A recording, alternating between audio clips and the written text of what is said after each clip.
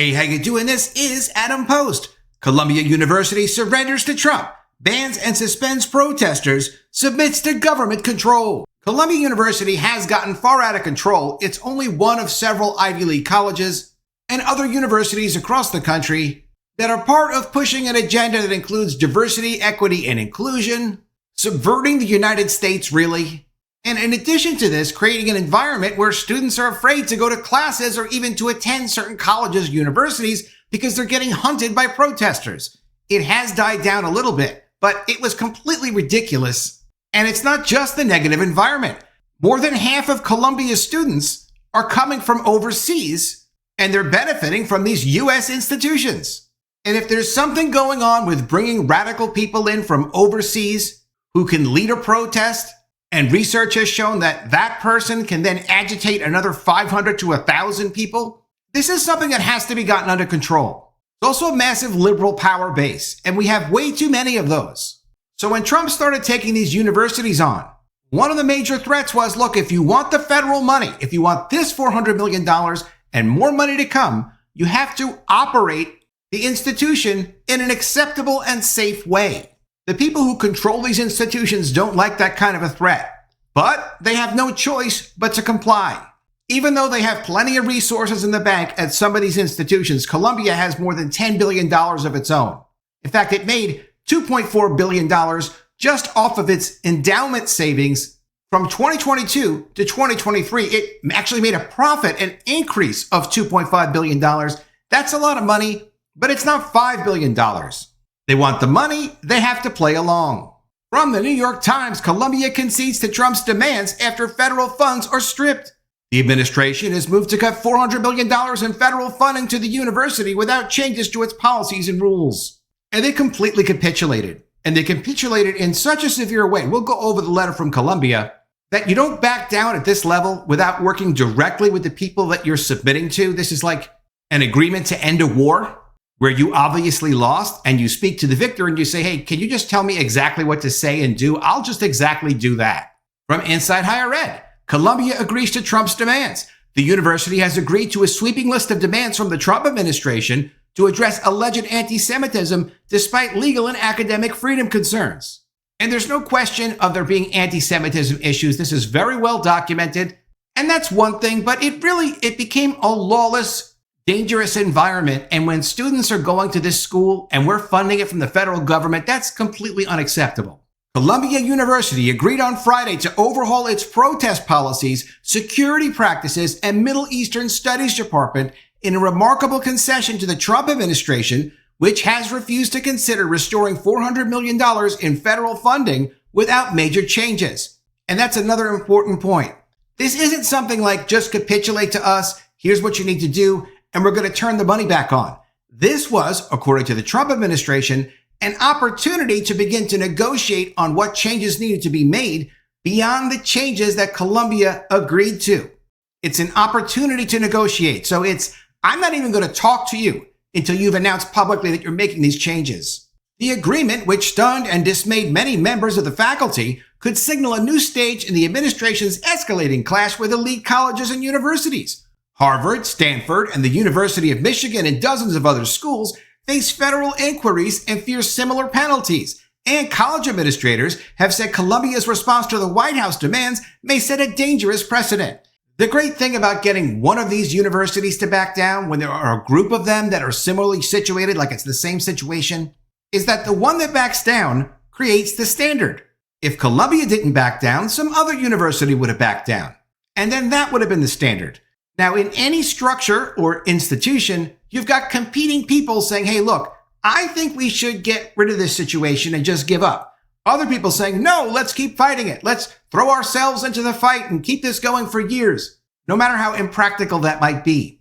But when you have a situation where an institution is under some kind of an attack, it's not like everybody stands firm and says, look, we all agree, we don't care what it takes, just take away our money, close down our institution, we'll give up our pensions, we don't need our endowment anymore. There are always radicals that want to push back. But when one institution gives up, that sets the example for all the other institutions who are going to say, look, let's just do what Columbia University did. We can deal with Trump. It's just going to be a few more years. Let's give in, Columbia already did, it's not that bad. And that's what's happening here. Politico did an interesting piece on this recently. Universities are caving to Trump with a stunning speed and scope. Some of the nation's oldest and wealthiest institutions are swiftly bending to President Donald Trump, who is acting on long-standing conservative criticisms of universities as elitist and progressive. This week, the University of Pennsylvania was also explicitly targeted by the Trump administration, which said it would cancel $175 million in federal funding, at least partly because the university had let a transgender woman, person, whatever, participate on a women's swim team. There was a rule against that in the Trump administration. Columbia, facing the loss of government grants and contracts over what the administration said was a systemic failure to protect students and faculty members from anti-Semitic violence and harassment, opted to yield to many of the administration's most substantial demands. The university said it agreed to hire a new internal security force of 36 special officers who will be empowered to remove people from campus or arrest them. The wearing of face masks on campus will also be banned for the purpose of concealing identity during disruptions, with exceptions for religious and health reasons. Columbia will also adopt a formal definition of anti-Semitism, something that many universities have shied away from, even as they, like Columbia, face pressure to do so amid protesters on their campuses over the war in Gaza. Under the working definition, anti-Semitism could include targeting Jews or Israelis for violence, or celebrating violence against them, or certain double standards applied to Israel, among other issues. Working definitions are very important in law, in business, in any professional situation, because once you have a definition, then an action can take place. Things are actionable. You could say, look, clearly here, we've got this defined. You violated this, so now we're going to pursue this responsive action, which is part of a written policy.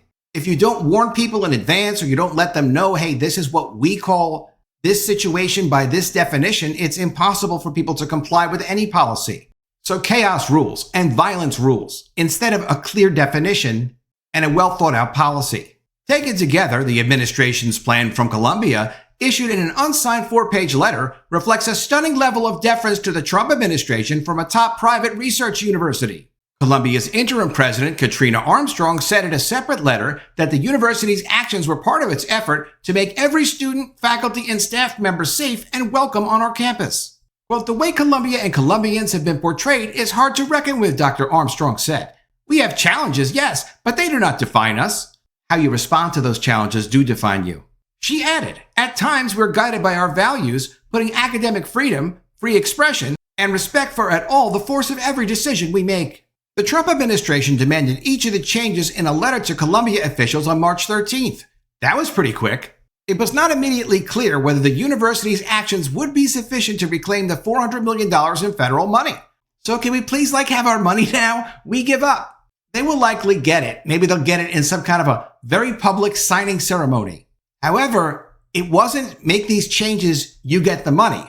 It was make these changes, you get to ask us and negotiate with us for the money and about what else you need to do structurally that's acceptable to the administration. It was a really severe knockdown by the administration. In what could be the most contentious move, Columbia said it would appoint a senior vice provost to oversee the Middle Eastern, South Asian, and African Studies Department. The White House had demanded that the department be placed under academic receivership. That would mean it would not be controlled by the professors. The professors could not decide what would be taught and how it would be taught.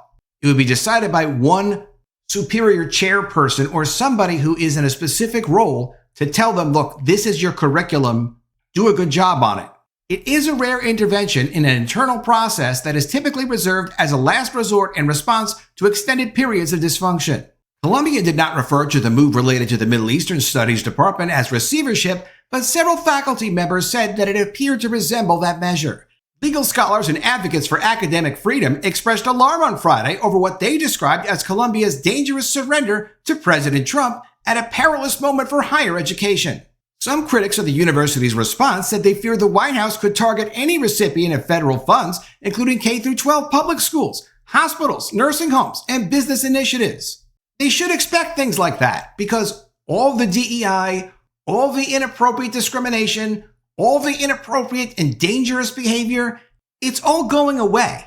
Whether one institution gives up or another institution gives up, one after another will give up. It just happened with one of the law firms that the Trump administration targeted, Paul Weiss. They decided they'd had enough, it was only a couple of days, and promised the Trump administration to do $40 million worth of free work over the course of his administration on behalf of appropriate causes, obviously dictated by the White House, in addition to admitting that one of their former partners acted inappropriately and unprofessionally. And the legal community is very upset about that because they don't have unlimited authority to have access to federal resources, whether it's federal buildings, security clearances, contracts, financing. They want all the resources, but they want to act independently. The problem there is the federal government exists because of the people. The people have an elected government. You have to respect what the people say they're comfortable with and what they're not comfortable with if you want to do business with or you want resources from the federal government, which is supposed to represent the people. The problem we have is usually you can rely on institutions to be responsible because collectively, institutions have professions, they have ethics, whether it's in education or it's in business or it's in law. The problem is when the institution becomes corrupt and the people have said, excuse me, you need to change. We don't want this in our country anymore. And the institution says, no, you have to listen to us. We're an institution. We know what we're doing. Well, what do you do when the institution becomes corrupt? You allow the institution to change or not change based on its own will? No, you have the people step up as we have and say, look, we want to change. Listen to our elected government.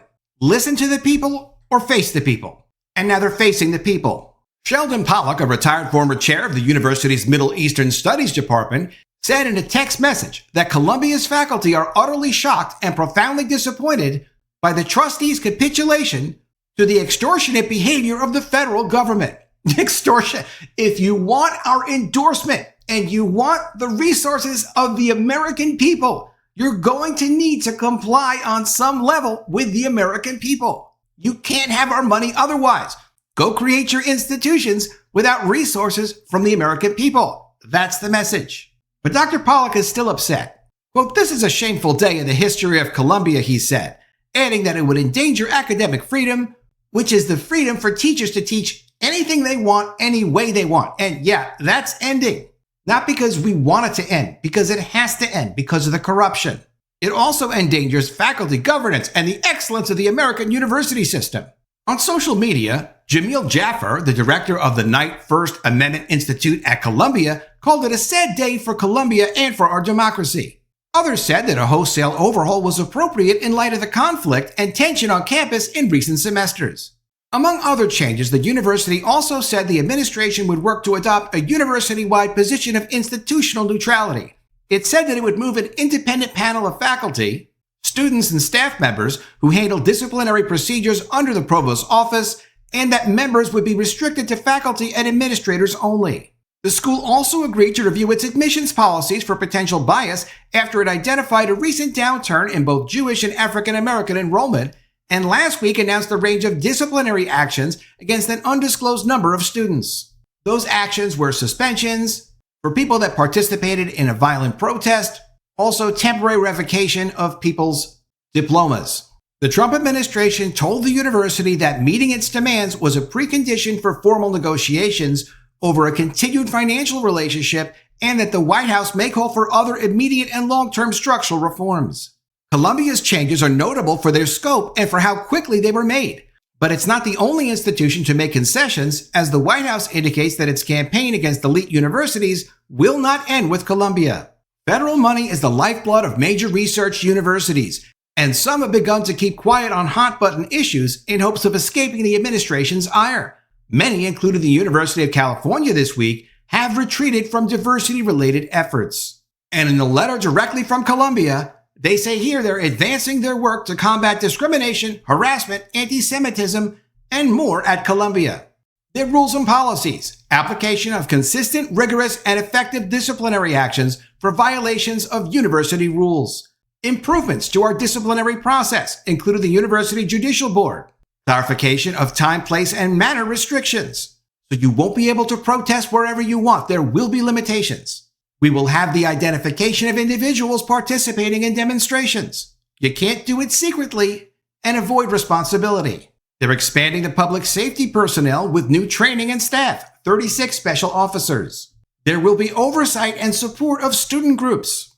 So all the plotting and planning inside the student groups, that's going to get toned down. If the plotting and planning inside of student groups is to take over buildings, have violent protests, and attack students, that's not going to work so well anymore. They will implement effective anti-discrimination policies. They will require university-wide Title VI training. The university will continue to require its community to complete training on Title VI, including Columbia's commitment to protecting fairness and equal opportunity for all on campus. They will expand intellectual diversity among faculty. And with the federal government stepping in, that's the only way to have a different mentality of what's going on inside an institution. You can't have everyone thinking the same way and choosing the same enemies and then acting on students that look like those enemies to you. They say they will review their admissions procedures to ensure they reflect best practices and commit to greater institutional neutrality.